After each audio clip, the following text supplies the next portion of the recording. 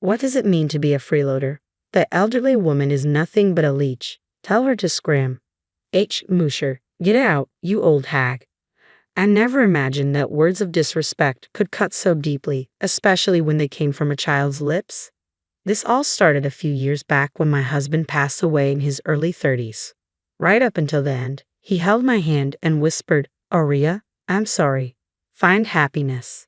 Sadly, achieving that happiness was a struggle. Part of the challenge stemmed from living with my mother. Around the time my husband died, my father also passed away unexpectedly.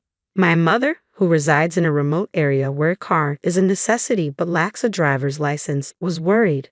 So, despite the longer commute to work, I opted to move in with her. In hindsight, that choice was a mistake. Initially, my mother suggested, "Let's cooperate and live together." But soon, she settled in sloppily, treating the sofa like her personal nest. Despite our initial agreement, she made no effort to help with chores. Whenever I brought it up, she'd retort, "You're the worst daughter, forcing an old woman to work. You're already a disgrace for coming back home." Her words cut deep, keeping me awake that night, deeply hurt. The next morning, I mustered courage and said, "Mom, if you dislike having me here so much, I can leave."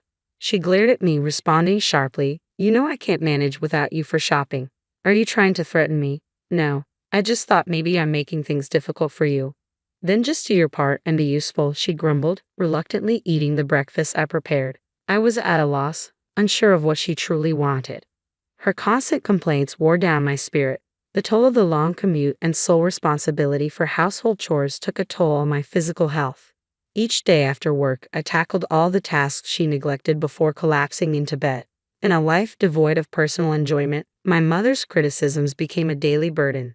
Just when I thought the monotonous days would stretch on forever, a sudden and significant event shook things up.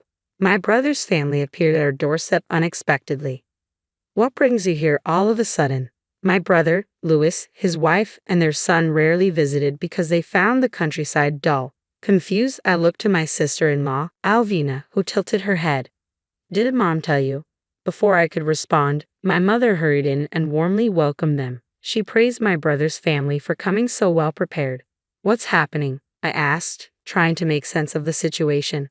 "We're moving in with Louis and his family now, so Aurea, you're not needed here anymore. Start packing," she declared bluntly, brushing off my shock. She ushered my brother's family inside, and they settled into the living room, lugging heavy bags with them. Almost immediately, my mom instructed me to make coffee. As I started preparing it, tears threatened to spill. It wasn't the first time I felt the sting of her unequal treatment. From childhood, she showered my brother with everything he wanted on his birthdays, while mine were marked with thoughtless gifts. When college came around, my brother received financial support, while I was denied, with my mom asserting that women didn't need higher education. Determined, I worked tirelessly, secured a scholarship, and graduated from a 4-year college, juggling part-time jobs and studies.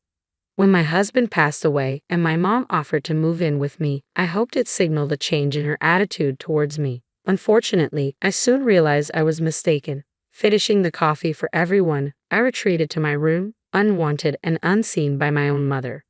"I need to start searching for a new place to live right away," I thought to myself as I prepared to leave the living room. Just then, I felt a sudden jolt in my back, causing me to stumble forward. Startled and lost in sadness, I turned to see Delano, my nephew, who had kicked me. "Ouch! That hurts. You can't kick people," I told him firmly. Upon hearing my voice, Alvina, his mother, surprised me by saying, "Aurea, please let it go." Delano grinned mischievously and boasted, "I took down the old lady." Alvina chuckled and replied, "Yes, you did." Confused and dismayed, I showed them my bruised knee. Isn't it basic to teach children not to kick people? I'm genuinely hurt. Why shouldn't I correct Delano? We believe in no scold parenting. We let our child explore and grow freely. Alvina interjected with clear annoyance. She then took Delano by the hand and departed, stating, "There's no point in continuing this conversation. Let's go play in the living room." I seethed with anger, but it was evident that my mother, brother, and Alvina were united against me. Engaging in a futile argument wouldn't achieve anything, so I retreated to the kitchen to compose myself.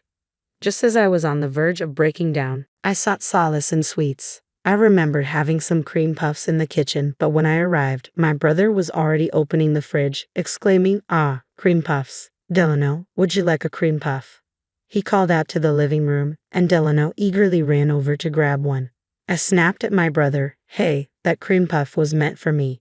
Why are you giving away things from someone else's house to your child?" "Oh, so that was yours? Well, the cream puff seems happier being enjoyed by a cute kid. Getting upset with a child? You're overreacting," my brother retorted casually. "I'm not upset with Delano. I'm upset with you for giving away my cream puff." My raised voice must have carried because soon both my mom and Alvina entered the kitchen.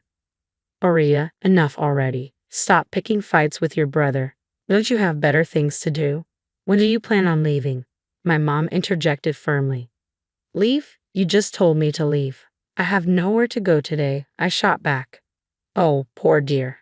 How about we let Aurea stay until she finds a new place?" Avena chimed in with false sympathy. Reluctantly, my mom agreed, saying, "Avena, you're so generous." I felt frustrated, knowing that arguing wouldn't solve anything, but I couldn't hold back my discontent. "What do you mean, support me? I contribute half of the living expenses in this house. Why am I treated like this?" I exclaimed. "You're still relying on your parents' support, right? Isn't the money from Dad's inheritance?" My brother presumed. "In reality, I cover all household expenses with my own salary," I clarified. "But my brother and his wife assume I'm living off our late father and mother, so arguing seems pointless."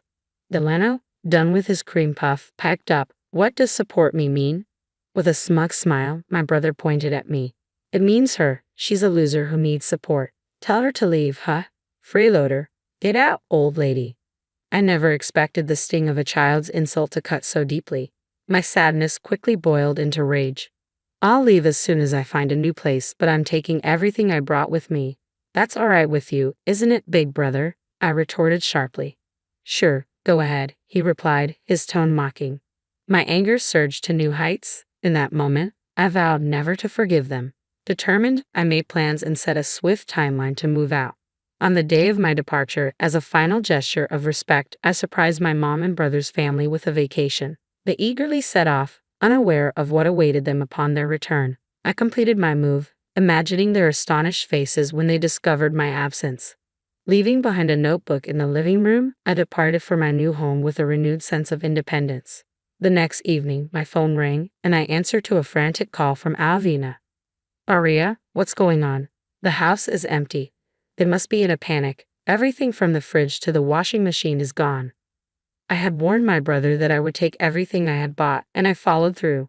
When I moved in, everything was old, so I replaced it all. My mom was aware of this. I could hear Alvina shouting at my mom, "Why didn't you stop, Aurea?" My mom's feeble response came back, "I never thought she'd actually go through with it." In the background, I could hear Delano crying. They were in more chaos than I had anticipated. Aurea claims she bought everything herself, but there's no proof. Didn't she use Dad's inheritance for all of it? My father didn't leave us any inheritance. You and my brother were gone right after the funeral, so you probably didn't know. There's no way you could have sent us that much money just from your pension, Alvina argued.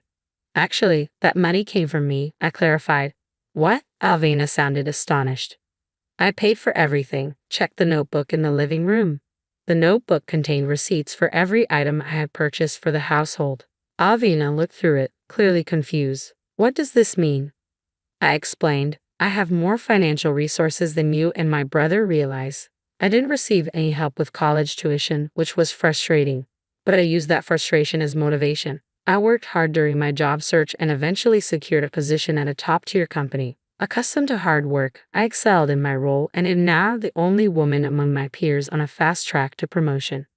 My mom and brother never seemed interested in my work, so I never bothered to tell them. Alvina explained over the phone. Both my mom and brother appeared shaken, but I felt no obligation to prolong the conversation. Feel free to live your life without the burden of supporting me, I calmly stated before hanging up. That night, I slept peacefully in a quiet home for the first time in a while. It was truly serene, free from being kicked or hit by my nephew, and without anyone urging me to leave. A few days of tranquility passed. Then, unexpectedly, my mom and brother's family discovered where I lived and showed up at my door. When I asked through the doorbell, What do you want? My brother pleaded. Please return the appliances or lend us money to buy new ones. We're at our limit. I had assumed my brother could manage, but it turned out he had quit his job when they moved here. When I returned home, I had no rent to pay. They thought they could live off my mom's pension, what they assumed was my dad's inheritance. When I laughed at their foolishness, my brother became furious and started yelling.